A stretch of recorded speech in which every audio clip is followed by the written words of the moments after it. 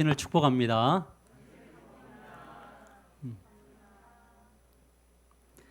매주마다 하는데도 되게 어색하죠, 그죠? 네, 그래도 우리가 늘 축복의 사람들이 되시기를 축복합니다. 우리는 계속 모세의 이야기를 듣고 있습니다. 오늘 네 번째 이야기입니다. 누가복음 18장 8절 말씀을 보면 이렇게 말씀하고 있습니다. 내가 너희에게 이르노니 속히 그 원한을 풀어주리라. 그러나 인자가 올 때에 세상에서 믿음을 보겠느냐 하시니라. 우리 다 같이 한번 크게 읽을까요? 시작.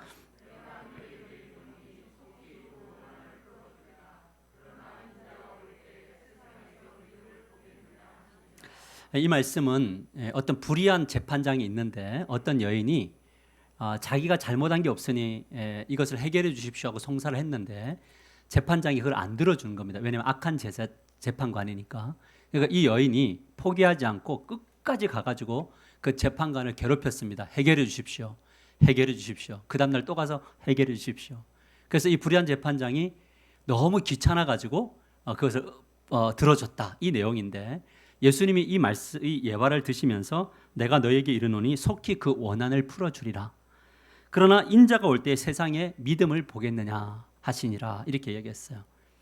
믿음을 가지면 문제가 해결되고 믿음을 가지면 능력이 주어지는데 인자가 올 때에, 즉 이 마지막 시대 때에 이런 믿음을 가진 자들이 있겠느냐라는 거예요.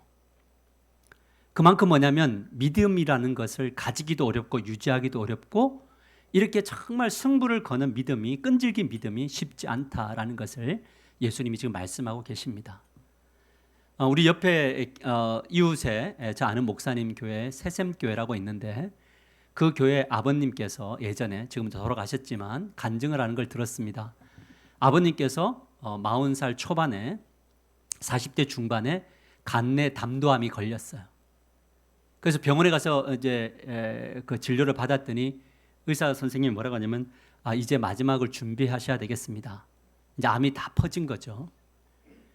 이제는 이제 너무 원망스럽게 아버지가 시간을 보내고 있을 때 불신자셨는데 그의 동생이 예수님을 믿는 분이셨어요. 그래서 형님 마지막이니까 우리 현신의 권사님이라는 분이 계신다.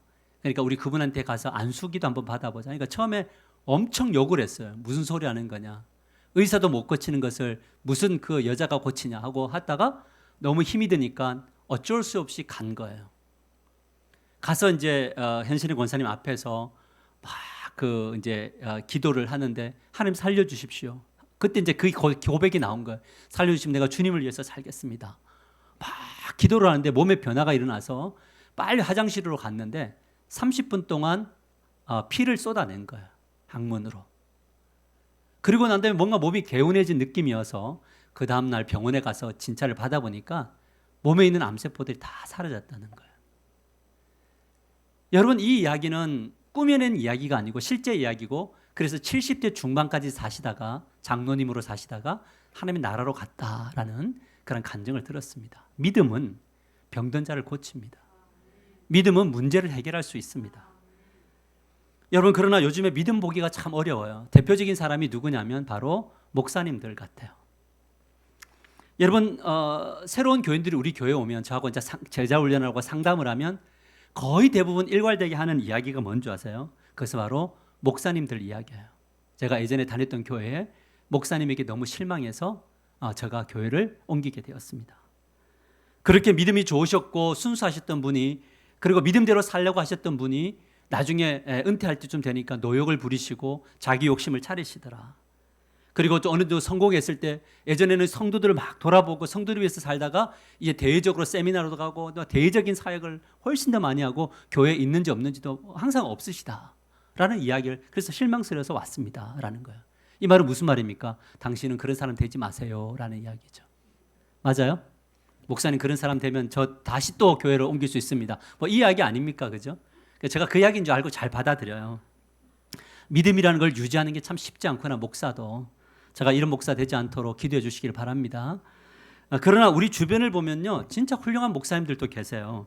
대부도의 한 목사님은 은퇴할 즈음에 후임 목사님을 미리 선정을 하셨대요. 이분이 후임 목사님입니다. 투표해서 딱 정하고 동사 목사로 계시다가 때가 딱 되니까요, 목사님이 이사를 떠나버리셨어요. 교인들 아무도 몰랐어요. 그냥 목사님이 어느 날 가보니까 목사님이 교회를 안 나오셔서 가보니까 목사님과 사모님이 교회를 떠나버린 겁니다. 어디로 이사 간지도 아무에게도 안 알리고 떠나셨고요. 오직 전화통화만 하도록만 되었다는 거예요. 목사님 왜 그러셨습니까? 그러니까 여기까지가 저의 일입니다 라고 하고 두 분이 떠나셨다. 목회할 때도 훌륭했는데 떠날 때도 훌륭했다. 참 좋은 믿음을 가진 목사님들 참 많이 있습니다, 여러분. 이 뉴스가 이상한 것만 들어서 그렇지 훌륭한 분들이 참 많이 있다는 것을 가지시고 절망하지 마십시오. 아멘이죠. 제가 꼭 이런 목사가 될지는 모르겠지만 적어도 이런 수준까지는 갈 수 있는 목사가 되도록 기도해 주십시오. 아멘이죠. 우리는 여기서 믿음이란 무엇일까? 왜 어떤 분은 이렇게 무너지고 어떤 분은 이렇게 일어설까? 도대체 믿음이란 게 뭐야? 어떤 방식으로 이 믿음을 증명할 수 있는 거야? 라는 거죠. 오늘 모세 이야기 네 번째를 통해서 모세가 가진 믿음은 무엇이었는지, 믿음을 어떤 방식으로 드러냈는지, 그리고 그 믿음의 결과는 뭐였는지 우리가 함께 살펴보려고 합니다. 그래서 오늘 말씀의 제목이 무엇이냐면 모세 고기행의 삶을 살아내다. 같이 읽읍시다. 시작. 모세 고기행의 삶을 살아내다. 도대체 뭔 말이냐? 고기를 먹으러 움직였느냐? 그 내용은 말씀 가운데 함께 살펴보십시다. 지난주까지 우리 살펴본 바 이스라엘 백성들은 애굽에서 내린 10가지 재앙을 생생하게 목도했어요. 무슨 말이냐면 10가지 재앙이 실제적으로 자기 눈앞에 펼쳐졌어요. 나일강이 막 핏물로 변하고요. 먼지를 딱 던졌더니 이가 막 날라서 온 전국에 이가 있고요. 파리떼, 메뚜기떼 이것을 눈으로 이스라엘 전체가 다 봤고 애굽 사람도 봤습니다. 이 놀라운 가슴, 이 신비하고 놀랍고 두려운 이 간증을 품고요. 모세는 요셉의 유고를 들고 이스라엘 백성들과 함께 뭐 하는 겁니까? 출애굽을 합니다. 모세가 요셉의 유고를 들었다는 것은 요셉이 했던 말을 기억하고 있는 거고 뼛속까지 하나님의 백성이고 뼛속까지 말씀의 사람이고 뼛속까지 은혜를 붙든 사람이 바로 모세였다는 거예요. 그러니까 이제 출발을 하는데 근데 놀라운 것은 우리가 주목해야 될 것은 이스라엘을 인도하시는 하나님, 그분이 어떻게 이 하나님을 인도하셨냐는 거예요. 출애굽기 13장 21절과 22절을 함께 같이 읽읍시다. 시작. 여호와께서 그들의 앞에서 가시며 낮에는 구름 기둥으로 그들의 길을 인도하시고 밤에는 불 기둥을 그들에게 비추사 낮이나 밤이나 진행하게 하시니 낮에는 구름 기둥 밤에는 불 기둥이 백성 앞에서 떠나지 아니하니라. 성경이 강조하고 있는 것이 무엇입니까? 출애굽 시켜놓고 너 혼자 잘 살아라. 너희들이 모세를 따라 가라. 어떻게 하는지 내가 지켜볼게 하고 하나님이 팔짱을 끼고 있었던 게 아니에요. 뭐냐면 하나님이 앞에 가셨어요. 그리고 구름 기둥, 불 기둥으로 인도하셨어요. 여러분 그들을 떠난 적이 없으세요. 하나님은 어떤 분이십니까? 우리를 죄된 애굽 땅에서 구원하시고 우리를 마음대로 살아라 방관하시는 분이 아니라 우리 앞에 계셔서 인도하시는 분이신 줄 믿으시길 바랍니다. 이실론이라고 하는 신학적 용어가 있는데 이 이실론은 뭐냐면 하나님이 세상을 창조하고 다 조성하시고 팔짱 딱 끼시는 하나님이세요. 그리고 사람들이 어떻게 하는지 그냥 지켜보는 거야. 너희 마음대로 자유의지대로 살아라. 잘 살면 복 주고 못 살면 내가 저주할게. 팔짱 딱 끼시는 분으로 생각하는 게 이실론이에요. 근데 하나님은 그런 분이 아니세요. 구원하신 하나님, 함께 하시는 하나님이신 줄 믿으시길 바랍니다. 앞서 계세요. 근데 오늘날에는 어디에 계셔요, 하나님이? 우리 안에 계세요.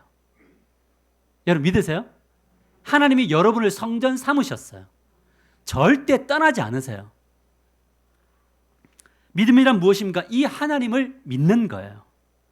하나님이 나를 구원하셨고 하나님이 지금도 앞서가시며 나를 보호하시고 인도하시는 분이시다. 이 사실을 믿고 의심하지 않는 것, 이것이 믿음입니다. 여러분 이 믿음이 있으면요 굉장히 배짱이 커집니다. 겁날 것이 없어집니다. 두려움이 사라집니다. 여러분 이 믿음이 주어지기를 주님의 이름으로 간절히 축복합니다. 자, 그렇게 지도를 한번 보시면 숫곳을 떠났어요. 여러분 잘 안 보이시겠지만 여러분 볼 때 왼쪽에 람셋 숫곳 있죠? 저 숫곳에서 떠나서 어디에다가 쳤냐면 에담이라는 곳에 장막을 쳤어요. 자, 장막을 딱 쳤는데도 뭐냐면 위에 뭐가 있어요? 지금 낮에는 구름 기둥, 밤에는 불 기둥이 딱 머물러 있는 거예요. 구름 기둥이 움직이면 가고 불 기둥이 움직이면 가는데 멈추면 멈추는 겁니다. 에담에 멈췄습니다. 여러분, 이 얼마나 감동스러운 장면입니까? 만일에 오늘 이 예배당에 하나님의 임재하신 구름이 여기에 갑자기 하나님이 지금 여기 계십니다. 그런데 여기에 구름이 가득하다면 여러분 어떠시겠어요? 두 가지를 생각할 거예요. 믿음이 없는 사람은 목사님이 저기 뭐가 스모그를 준비해놨다 이렇게 할 거고요. 진짜 하나님이 이 임재를 느끼는 사람이라면 여기에 아마 어떤 사람은 엎드리고 어떤 사람은 막 두려워하고 어떤 사람은 막 좋아가지고 어쩔 줄 모를 거예요. 아마 인생 가운데 이런 신비한 체험을 하면요, 저 같으면 웬만해 갖고 믿음 잃지 않을 것 같아요. 아멘입니까? 자, 이스라엘 백성들이 이 신비한 체험을 가지고 이제 에담에 머물러 있다가 하나님의 구름이 딱 뜹니다. 그러니까 떠나서 우리 지도를 보면 어디에 이제 도착을 하냐면 숫곳 에담 그다음에 비하 히롯이라는 곳에 도착을 합니다. 그런데 이곳에 도착을 하는데 굉장히 약간 좀 이상한 상황이 벌어지는 겁니다. 지금 이 진영에는 하나님의 구름이 딱 있는데 지금 앞에는 뭐가 있어요? 홍해가 있고요. 뒤에는 뭐가 있냐면 애국 군대가 쳐들어옵니다. 여러분 지금 이 상황이 이해가 되십니까? 하나님의 구름이 보이고 있고 이스라엘 백성 진영에 있고 뒤에는 애국 군대가 오고 앞에 홍해가 있습니다. 그러면 여러분 같으면 두려움을 느끼겠습니까? 안 느끼겠습니까? 네? 느끼죠. 그래서 우리는 고백해야 돼요. 주님, 저에게 믿음이 없습니다. 하나님이 어디 계시다가 오늘날? 그런데 두려운 상황을 보면 뭐가 보여요? 그래서 우리는 두려움을 가져요? 하나님 보고 위로를 가져요? 할렐루야. 우리 솔직한 여러분들 축복합니다. 솔직함이 믿음이죠. 근데 애국 군대가 어느 정도냐면요, 출애굽기 14장 9절을 보면 애국 사람들과 바로의 말들, 병거들과 그 마병과 그 군대가 그들의 뒤를 따라 바알스본 맞은편 비하 히롯 곁 해변 그들이 장막친 데에 미치니라. 지금 절체절명의 위기예요. 진퇴양난이에요. 앞에는 바다, 뒤에는 엄청난 군대가 보여요. 눈으로. 옆으로는 산이에요. 완전 도간에 든 쥐입니다. 여러분 혹시 이런 상황 맞이해 본 적 있으세요? 살아오면서 야, 이렇게도 못하고 저렇게도 못하고 집에 들어가 보면 막 이렇게도 못하고 저렇게도 못할 것 같고 회사로 가보고 사업처로 가보면 막 이렇게도 못하고 저렇게도 못할 것 같고 자녀들 문제를 보면 야, 이거 어떻게 해야 될지 도무지 길이 안 열리는 그 상황, 꼼짝 달싹할 수 없는 상황이 주어질 때가 있다는 거죠. 앞으로도 그럴 일들이 있을 거예요. 우리에게는요. 그렇다면 하나님이 왜 이렇게 어려움을 허락하시는가? 이 질문의 대답은 명확합니다. 그것은 우리의 믿음의 수준을 증명해 주는 거예요. 여러분들은 정말 솔직하셨어요. 이런 상황이면 어떻게 할 겁니까? 두렵습니다. 두렵다는 건 무엇입니까? 믿음이 없다는 거죠. 믿음이 연약하다는 겁니다. 이것을 증명해 주는데 그 믿음이 없는 곳에서 하나님을 바라볼 때 하나님의 역사하심이 나타난 줄 믿으시길 바랍니다. 그때 우리의 믿음이 자라는 거예요. 그래서 위기에서 우리의 믿음의 수준이 드러나고 위기에서 믿음이 자랍니다. 답사, 위기에서 믿음의 수준이 드러나고 위기를 통해 믿음이 자랍니다. 아멘이에요? 위기를 통해 자란 믿음이 진짜 믿음이에요. 왜 그런 줄 아세요? 싸움을 하더라도요, 태권도 도장에서 3단하고 3년 한 운동한 사람하고 밖에서 진짜 생명을 걸고 싸운 3년하고 누가 이길까요? 붙으면? 누가 이겨요? 실전에서 싸운 사람이 이겨요. 믿음도 마찬가지예요. 믿음도 늘 예배당에서 늘 평안한 삶 속에서 제가 주님을 사랑합니다, 이런 사람은요, 실제 위기 상황 오면 다 꼬그라져요. 그런데 어려운 일 겪고 주님 앞에 기도하고 어려운 일 기도하고 해서 이기고 경험한 사람들은요, 웬만한 거 딱 맞짱 뜰 때 절대 안 집니다. 이것이 바로 위기를 주시는 이유다. 아멘이죠? 이 손도 늘 이렇게 좋은 걸로 막 바르면 조금만 상처나도 금방 상하지만 이걸 갖다가 뜨거운 물에다가 계속 수시다 뺐다 하신 분들은요, 이 손에 굳은 살짝 갖고 웬만큼 해도 이게 안 무너지는 것처럼 똑같은 이야기예요.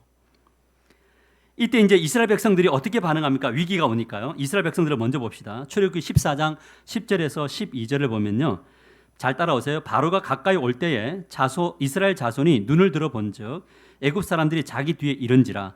이스라엘 자손이 심히 두려워하여 여호와께 뭐하고 있습니까? 부르짖고 그들이 또 모세에게 이르되 애굽에 매장지가 없어서 당신이 우리를 이끌어내어 이 광야에서 죽게 하느냐? 어찌하여 당신이 우리를 애굽에서 이끌어내어 우리에게 이같이 하느냐? 우리가 애굽에서 당신에게 이런 말이 이것이 아니냐? 이르기를 우리를 내버려 두라. 우리가 애굽 사람을 섬길 것이라 하지 아니하더냐? 애굽 사람을 섬기는 것이 광야에서 죽는 것보다 낫겠노라라는 거예요. 위기 상황 속에서 이스라엘 백성들의 믿음의 수준이 드러났어요. 여러분, 애국 군대를 보자마자 이스라엘 백성들이 한 게 뭐예요? 뭐 했어요? 한 1분 전에 이야기합니다. 뭐 했죠? 여호와께 부르짖었어요. 뭐부터 했어요? 여호와께 부르짖는 것부터 했죠. 뭐 했습니까? 기도했어요. 근데 그러면 여호와께 부르짖었으면 끝까지 부르짖어야 되는 게 믿음인가요? 부르짖고 곧바로 누구를 봤어요? 모세를 봤어요. 뭐냐면 기도했는데 위로가 안 돼요. 기도했는데 평안이 없어요. 기도했는데 하나님이 도무지 이걸 해결해 줄 것 같지가 않아요. 그러니까 마음속에 두려움과 열받음, 분노 이런 거 일어나죠. 그러니까 이 분노를 터뜨릴 쓰레기통을 찾았는데 그 분노의 쓰레기통이 누구예요? 모세였어요. 그들이 하는 말이 뭐예요? 내가 언제 출애굽한다고 했냐? 네가 나를 이끄는 거 아니냐? 나는 애굽에 있겠다라고. 이스라엘 백성들 중에 모든 사람들이 다 뭐냐면 모세를 따르고 싶었던 건 아니었던 것 같아요. 즉 불평하는 사람들은 모세한테 나 여기 있을 거다 했는데 모세가 야, 너 이스라엘 백성이야. 가야 돼. 해서 억지로 따라왔는데 이건 뭐냐? 라고 지금 원망하고 있는 겁니다. 지금 이들의 시선에 누가 보이지 않았어요? 하나님이 보이지 않았어요. 근데 처음에는 누구에게 부르짖었다고요? 하나님께. 두 번째는 누구를 원망해요? 모세를. 누구의 모습과 비슷해요? 우리 교회는 이제 제대로 되는 거죠. 이걸 누구에게 적용해요? 나죠. 여러분, 기도하고 싸워요.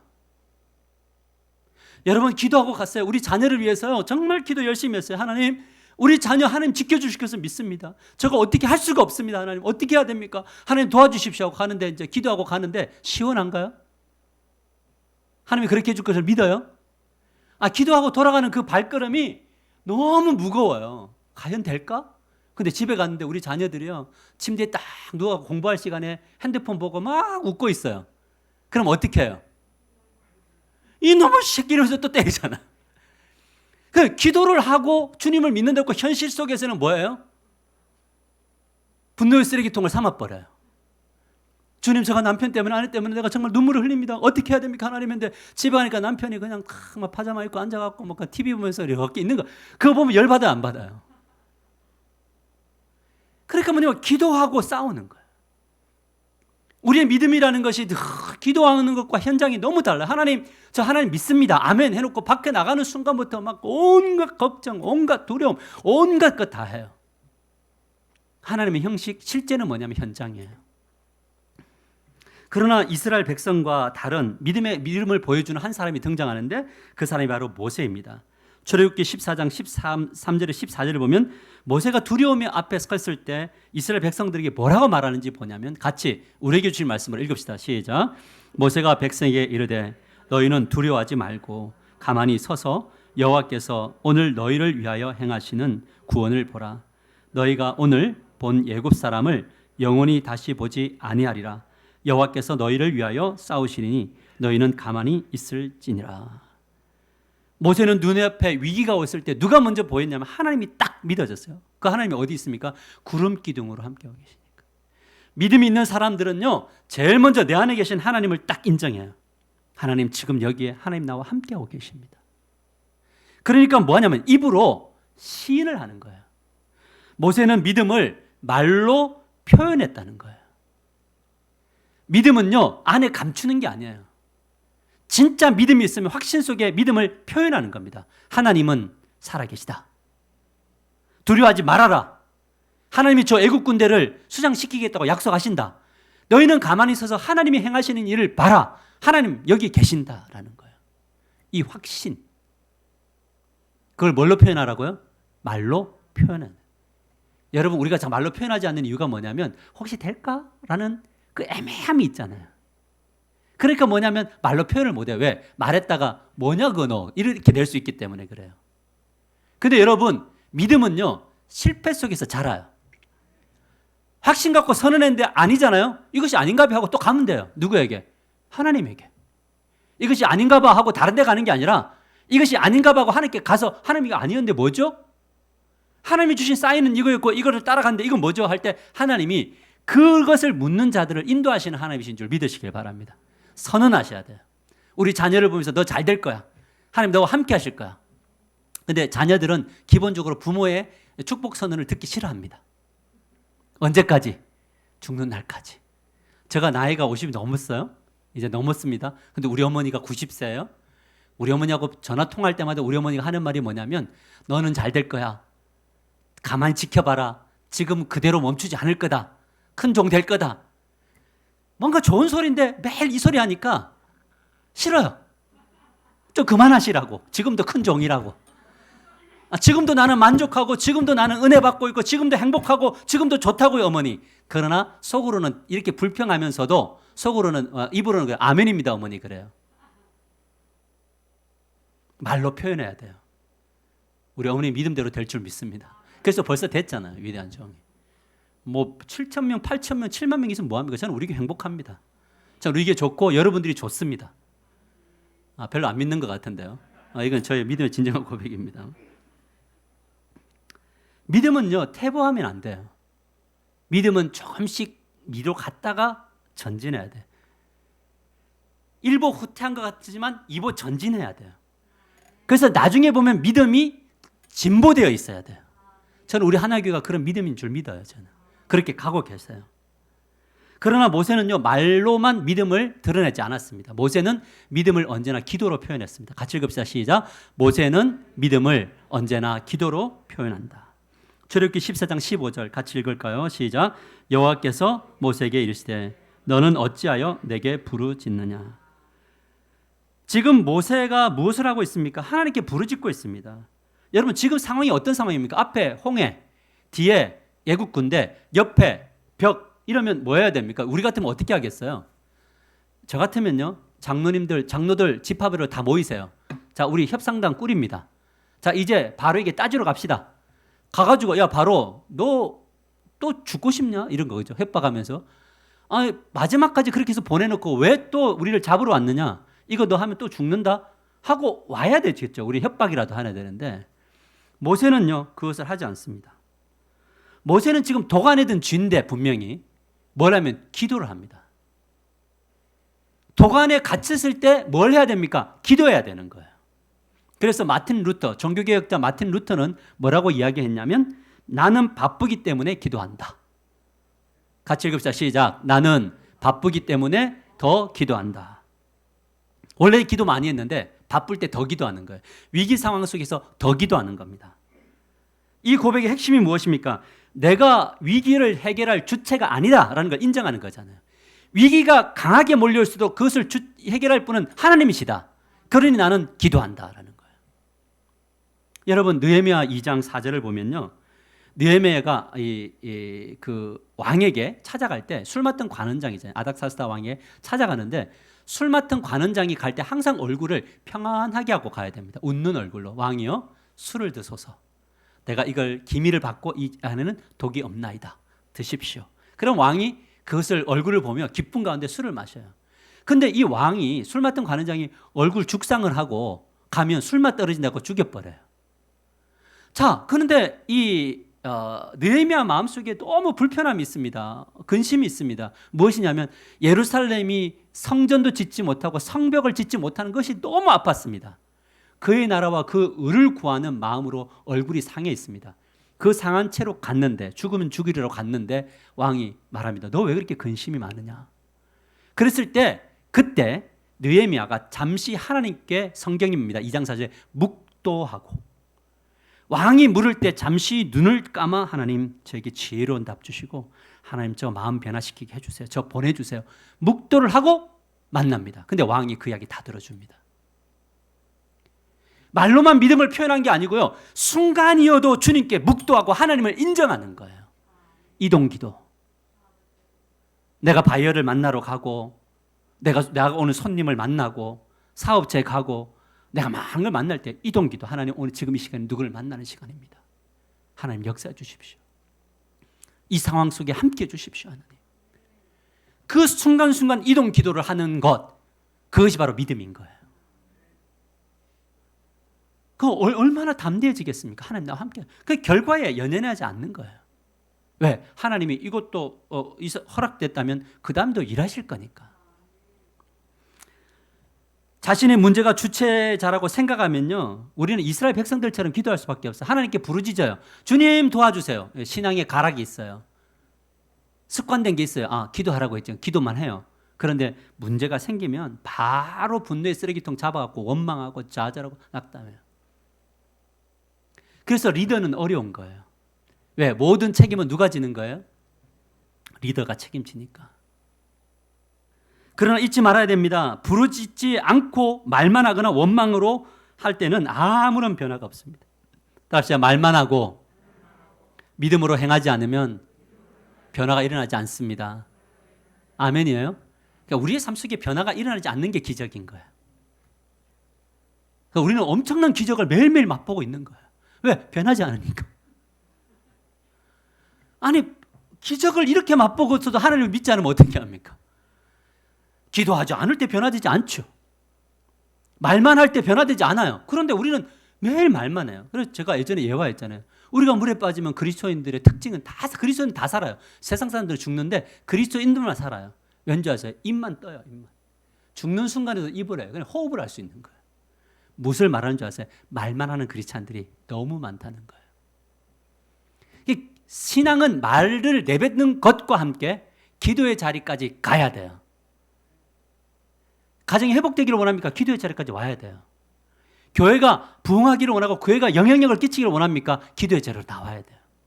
기도에 비례해요. 저는 우리 교회가 한 100명까지는 지금 성장할 수 있을 거라고 저는 봐요. 왠지 아세요? 새벽 기도 10명 기도해요. 10분의 1. 그러니까 우리 교회 숫자에 비해서 기도를 좀 많이 하는 편이긴 해요. 그러니까 이거는 그냥 하는 놀이가 아니고 보편적으로 교회들이 새벽 기도는 10분의 1만 해요. 근데 성장하려면 그 기도의 숫자가 많아져요. 우리의 삶의 능력은 항상 기도를 통해서 나타나게 되어져 있습니다. 그러나 모세는 말하고 기도만으로 끝나는 것이 아니라 세 번째 과정으로 가는데 하나님의 명령을 따라 손을 들어 홍해를 향해 뻗어요. 여러분 출애굽기 14장 15절 18절 말씀을 저를 따라 잘 한번 보세요. 여호와께서 모세에게 이르시되 너는 어찌하여 내게 부르짖느냐? 이스라엘 자손에게 명령하여 앞으로 나가게 하고 지팡이를 들고 손을 바다 위로 내밀어 그것이 갈라지게 하라. 여러분 중요합니다. 지팡이를 들고 손을 바다 위로 뭐 하라고요? 내밀어 그것을 갈라지게 하라. 이스라엘 자손이 바다 가운데서 마른 땅으로 행하리라.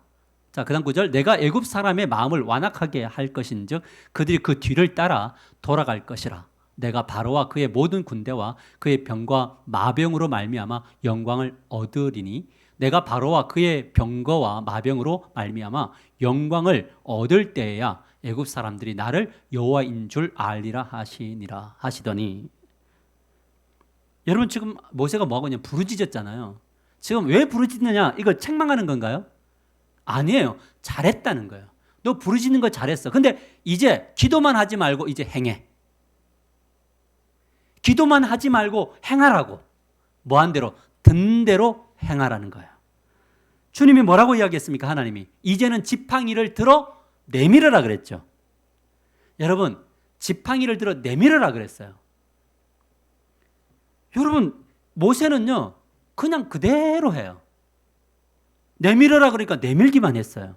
그랬더니 어떤 일이 일어납니까? 21절과 30절 같이 읽어봅시다. 시작. 모세가 바다 위로 내밀매 그날에 여호와께서 이같이 이스라엘 애굽 사람의 손에서 구원하심에 이스라엘이 바다가에서 애굽 사람들이 죽어 있는 것을 보았더라.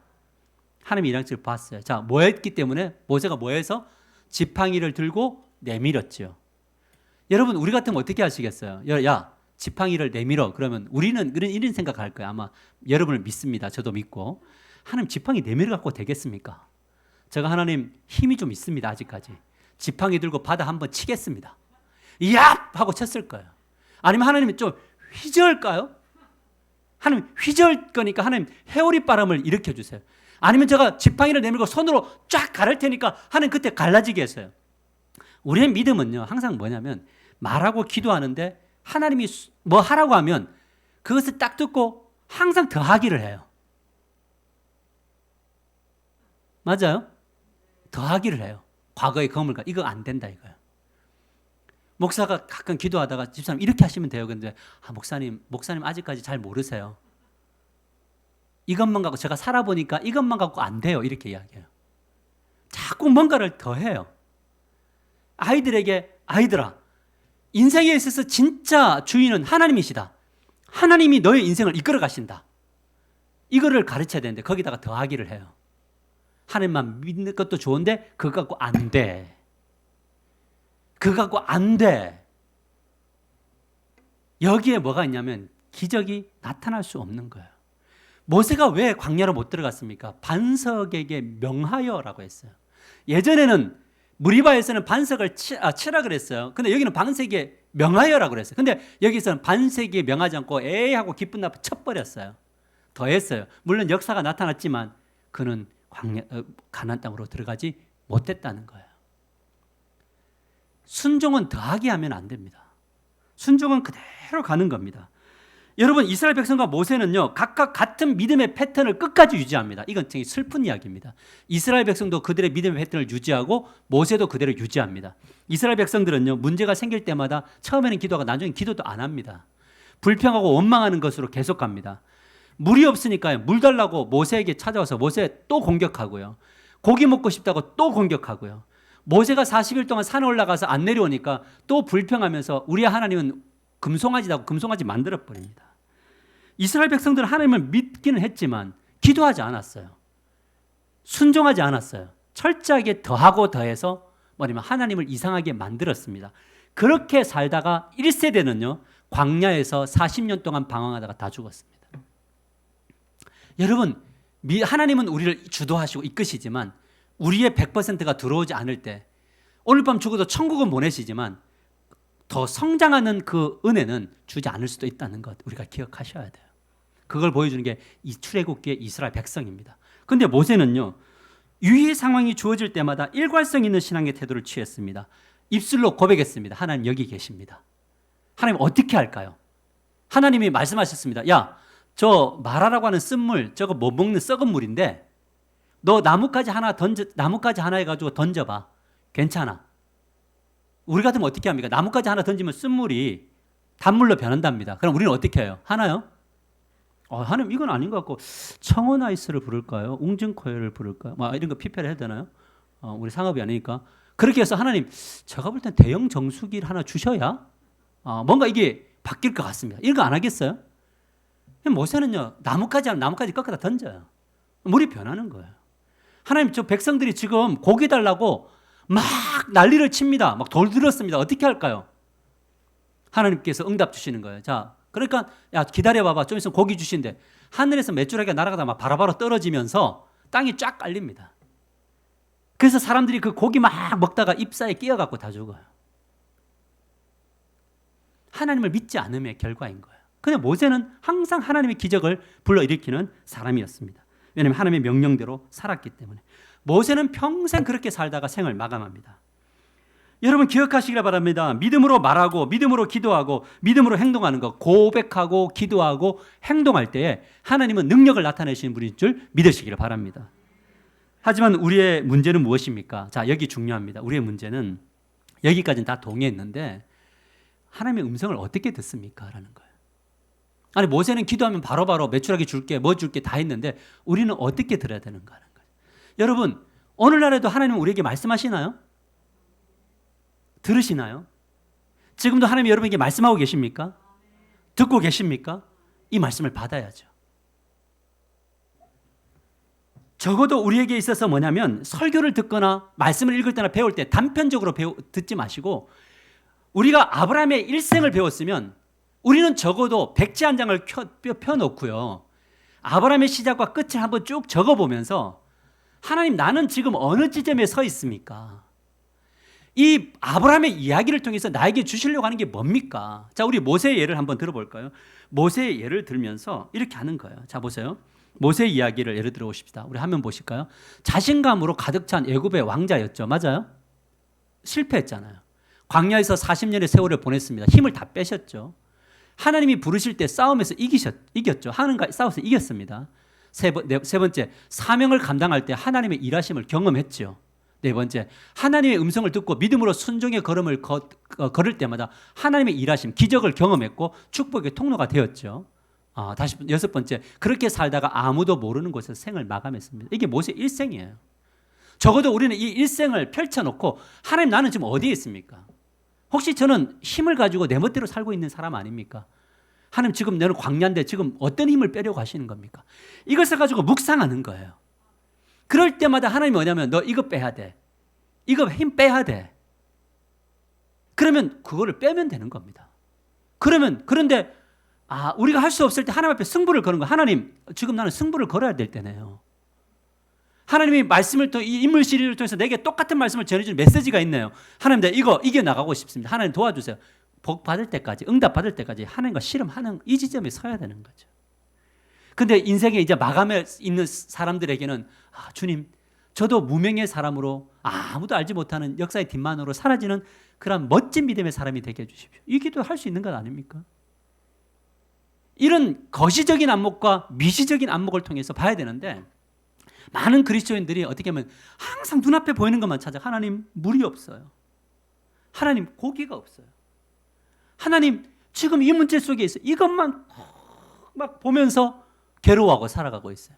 그러니까 이 전체 인생의 스토리에서 인도하셨던 그 하나님의 그 역사를, 나를 통해서 일하실 하나님을 볼 수가 없는 거죠. 왜? 앞에만 보니까.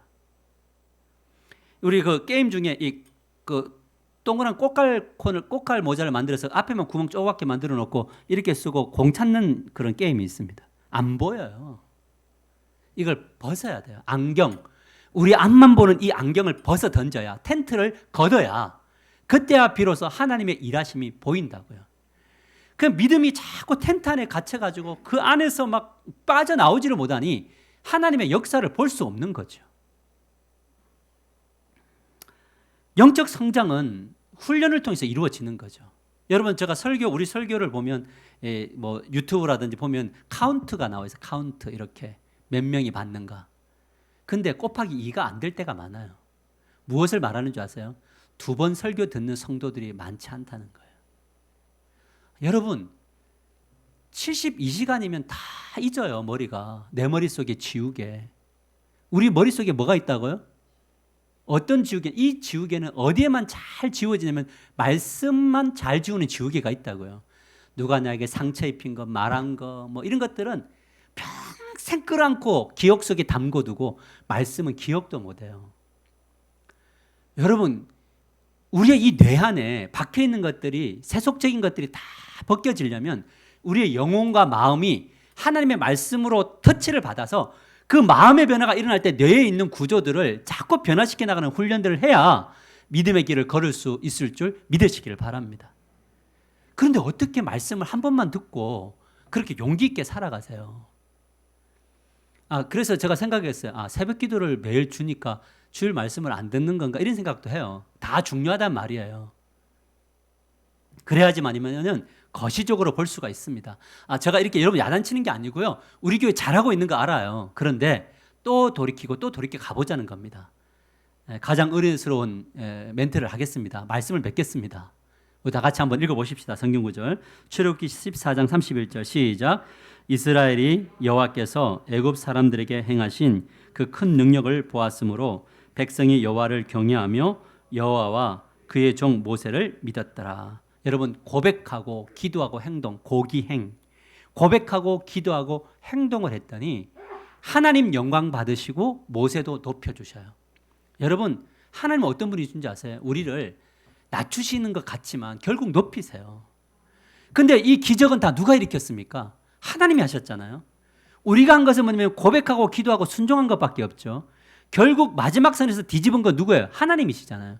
이분이 없으면 우리의 모든 행위가 아무것도 아닙니다. 그런데 이 모든 결과를 당신도 영광 받으실 뿐만 아니라 너도 잘했다라고 모세의 권위를 세워주시는 거예요. 우리가 이 세상 속에서 권위 있는 교회, 권위 있는 크리스찬으로 살아가려면 고기행, 고백하고 기도하고 행동하는 신앙인이 되셔야 세상 속에서 하나님이 높이십니다. 아멘입니까? 우리 교회가 고백하고 기도하고 행동하는 교회, 전도합시다 하고 선행하십시다. 하나님께서 새벽마다 저에게 주시는 기도가 뭐냐면 우리 교회에 구제헌금도 들어오고 우리 박수 목사님 특별헌금 말고 구제헌금이 있어요. 하나님께서 정리해서 이 구제헌금 다 흘러보내기를 원하세요. 여러분 기도하십시오. 제대로 흘러갈 수 있도록.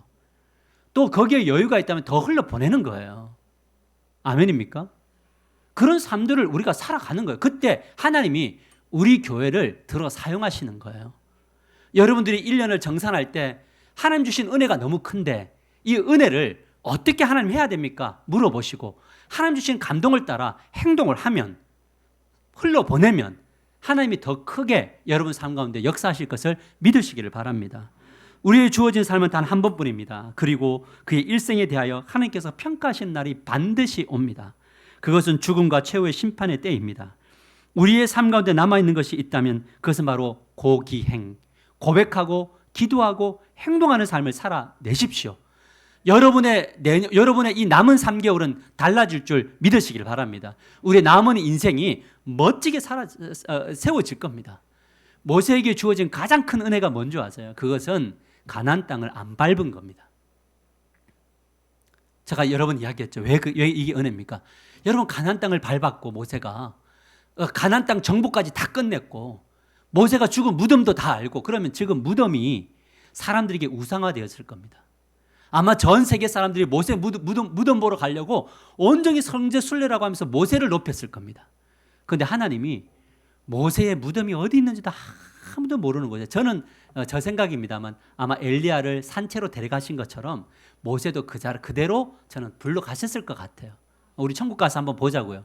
뭐 이랬다고 해서 이단이라고 하지는 않았겠지만 아무도 모르니까 죽어서 갔든 살아서 갔든 그에게 주어진 은혜는 뭔지 아세요? 세상과 나는 강고도 없고 구속한 주만 보인 거예요. 그런데 하나님 나라 갔을 때 모세는 정말 큰 종으로 인정받는 그런 종이 되었을 줄 믿습니다. 우리 고갱의 삶을 통해서 우리의 삶 속에 기적의 통로가 되고 복의 통로가 되는 우리 하나가족들이 되시기를 주님의 이름으로 간절히 축복합니다. 우리와 같이 가슴에 손을 얹고 기도하십시다. 하나님 고백합니다. 하나님 우리의 가정